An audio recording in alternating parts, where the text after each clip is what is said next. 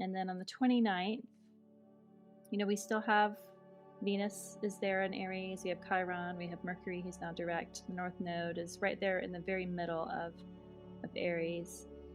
We still have Mars and Mars and Saturn and Neptune and Pisces. We've got 3 planets. The Jupiter-Uranus conjunction is still pretty close together, and the Sun is there in Taurus. We have a moon over in Capricorn, but the Neptune conjunct Mars. So, as all those planets go through Pisces, they can join Neptune because he's just a slow. He reminds me of those slow motion ocean, like things at water parks. You just kind of float around.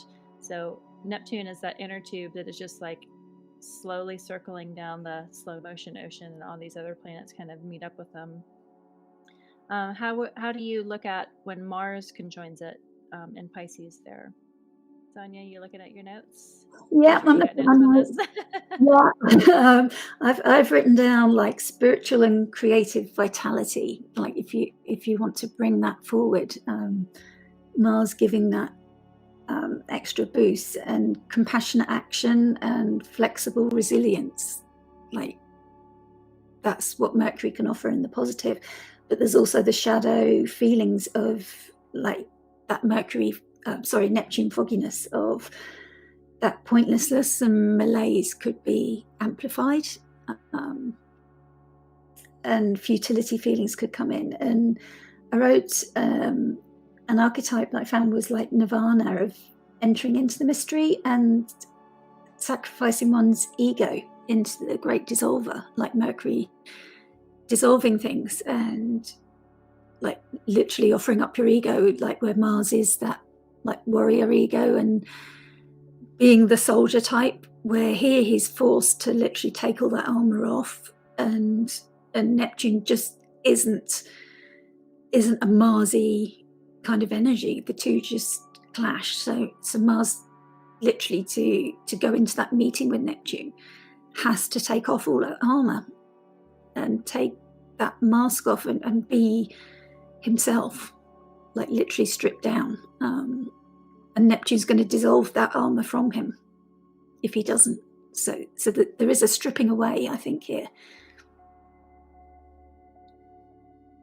But that's good preparation, like getting that old skin before Mars moves into Aries.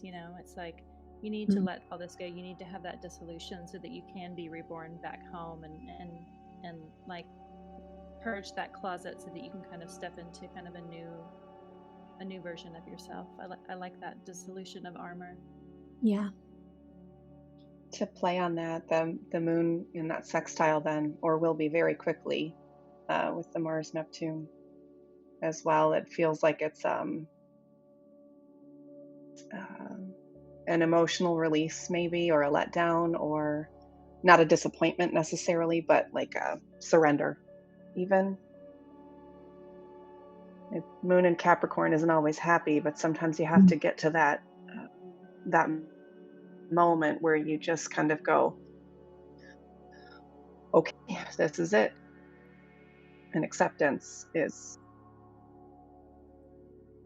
Yeah, Moon in Capricorn can be very pragmatic,